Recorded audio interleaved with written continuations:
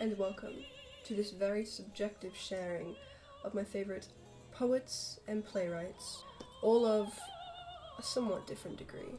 So I'll be sharing some excerpts, information, plot, etc. if you are interested in getting into types of poetry, or plays of course. So yes, they all span over different time periods, and I do hope that you manage to find something of interest here. First and foremost, I have Dr. Faustus by Christopher Marlowe. This is a play, and it was done in the 1500s, I believe. So very much, think Shakespearean. This is about an academic, or a doctor, I suppose, who looks to make a deal with the devil, essentially, and it is very enjoyable. I find it very hedonistic. It's actually quite good fun. It's fun he meets the seven sins, he meets Lucifer. Mephistopheles is his loyal servant, I suppose. And here I have an excerpt for you. I quite like the juxtaposition here because you have angels. So, enter the two angels. Bad angel, go forward, Faustus, in that famous art. Good angel, sweet Faustus, leave that execrable art. Faustus, contrition, prayer, repentance, what of these? Good angel, oh, they are means to bring thee unto heaven. Bad angel, rather illusions, fruits of lunacy, that makes men foolish that do not use them most. Good angel, sweet Faustus, think of heaven and heavenly things. Bad angel, no, Faustus, think of honour and of wealth. And obviously Faustus goes with wealth. If you're not interested in religion, this is definitely not the way to go. But if you're interested in good versus evil, you're into Satan, or Lucifer, more specifically, this is a way to go. The next one I have is Selected Poems by Paul Verlaine. So this is French romantic poetry. I'm not sure if it's romanticism, but it's romantic poetry. So I believe very 1890s, around that time, 1880s. Very much different from Dr. Faustus, completely different time, and it's not exactly about good versus evil, it's definitely focused on romance. So yes, it's certainly a different read. It's definitely supposed to be more beautiful. So here we have Lassitude. Be languorous, make lulling your caress, likewise your soothing glances and your sighs. No, the obsessive spasm, the jealous embrace, aren't worth a long slow kiss, even one that lies. Child, in your dear golden heart you say, savage passion winds her clarion, the hussy let her trumpet as she may. Your cheek to mine, and your hand in my hand, make me those promises you'll break at dawn, and let us weep till then, my young firebrand. So extremely aesthetically pleasing if that's what you're looking for. I'd say certainly a lot lighter than Dr. Faustus. Here we have Emily Dickinson, My Life Had Stood a Loaded Gun. This poetry I find is exquisitely easy to read and also rather relatable, as you can see the way it's set out here. I'm not quite sure of the time period, excuse my ignorance, but here we have another excerpt. He traverses familiar, as one should come to town, and tells you all your dreams were true. He lived where dreams were born. His presence is enchantment. You beg him not to go. Old volumes shake their vellum heads and tantalize just so. I love the cadence and the rhythm of Emily Dickinson, so gorgeous. Definitely a very good place to start, I believe. And here we have Dante, Love That Moves the Sun and Other Stars, and I believe this is part of his. He was around in the 1200s and 1300s, so this is the Divine Comedy, and these are selected cantos from Paradiso, which I believe is one part of it. I am yet to read all of it, sadly. But yes, once more, some very old works here. At which I sank so deep in love of this, that never till that time had anything enthralled me in such delightful bonds. These words of mine may seem perhaps too bold, slighting the pleasure of those lovely eyes, in which, when gazing, my desires all rest. Whoever thinks, though, that the living prints of every beauty grow the more they rise, and notices I did not turn to these, will make excuse for what I here confess. To win excuse, and see me speak the truth, holy delight is not excluded here. Rather, in rising, it will grow more pure. Again, extremely biblical, and about love, so kind of a combination of some of the things I've mentioned already. I suppose they're more similar than I thought. Incredibly beautiful. A classic. I highly recommend to absolutely anyone.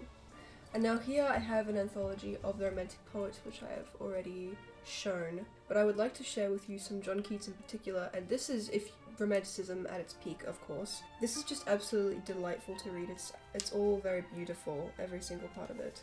So here we have Ode to a Nightingale by John Keats, and I am on stanza 6. Darkling I listen, and for many a time I have been half in love with easeful death, called him soft names in many amused rhyme, to take into the air my quiet breath. Now more than ever seems it rich to die, to cease upon the midnight with no pain, while thou art pouring forth thy soul abroad in such an ecstasy. Still wouldst thou sing, and I have ears in vain, to thy high requiem become a sod. John Keats! I can't, this is everything I've ever wanted in poetry, and it is right here. If you could tell, the flow of it is just so perfect. Everything just fits into place. I have such high praise for John Keats, and I always will. He's certainly my favorite poet, and I am yet to find someone who tops him. So there you go. I really hope that converted you. And next I have, this is the complete plays, poems, novels, and stories of Oscar Wilde, my beloved, also famously known for The Picture of Dorian Gray. So this is everything, aside from maybe De Profundis, which is, if I said that correctly, which is his letters to his ex-lover while he was in prison for being gay. I am bitter about that. But nonetheless, I don't think he is that well known for his poetry, to be honest. I do believe it's just A Picture of Dorian Gray and a few of his plays. But here we are, I have a poem for you. It's called Santa Decca. The gods are dead, no longer do we bring to grey-eyed palace crowns of olive leaves. Demeter's child no more hath tithe of sheaves, and in the noon the careless shepherds sing, for Pan is dead, and all the wantoning by secret glade and devious haunt is o'er. Young Hylas seeks the water springs no more. Great Pan is dead, and Mary's son is king. And yet, perchance in this sea-transit isle, chewing the bitter fruit of memory, some god lies hidden in the asphodel. Ah, love, if such there be, then it were well for us to fly his anger. Nay, but see, the leaves are stirring, let us watch a while. This was done in, I think, the late 1800s. I think if you are fresh into poetry, I'd find, and you're interested in something more romantic or just older in general, I'd say go for something during the late 1800s. I'm not sure why, it's just the whole movement that was happening there. It's quite easy to latch onto. And the last one I have, and this is, I think, it's the only modern poetry I have here. It is Charles Bukowski. You get so alone at times that it just makes sense. He is probably right underneath John Keats for me. I've discussed his controversies very briefly on my channel, but his poetry, the pain it evokes, it is a lot more, it's so much more different. The way it's set out, it's very sparse. I guess you could say it's quite pensive.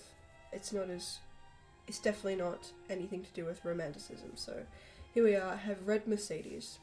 Naturally, we are all caught in down moods. It's a matter of chemical imbalance within existence, which, at times, seems to forbid any real chance at happiness. I was in a down mood when this rich pig, along with his blank inamorata, and this red Mercedes cut in front of me at racetrack parking.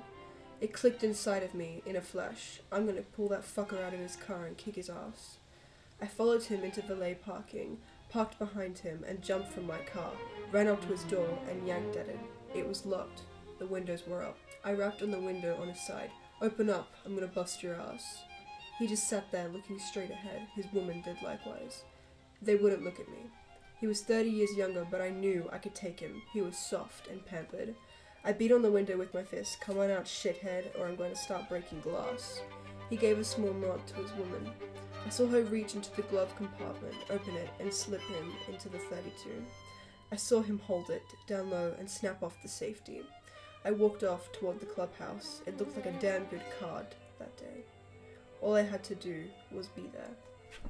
Completely different to everything else I have here. But to me, those poems, everything I've read to you, and those plays, they've clicked in me in some kind of way, and I really do hope that you pick up one of these plays or poets and you thoroughly enjoy them and you find some solace in them as I have. Also, I just want to say I'm kind of giving Richard Papin secret history today. Yeah. I really hope you did find something here, and I will certainly come back with more poetry. I am constantly hunting once more recommendations, which is, you know, a bit ironic considering how this is a recommendations video, are all very much welcome. So yes, I hope you did enjoy. I hope you've found something here that is of use to you. I will be back soon. I hope you have a lovely rest of your days or evenings or afternoons, anything, lovely week. And I will see you again soon.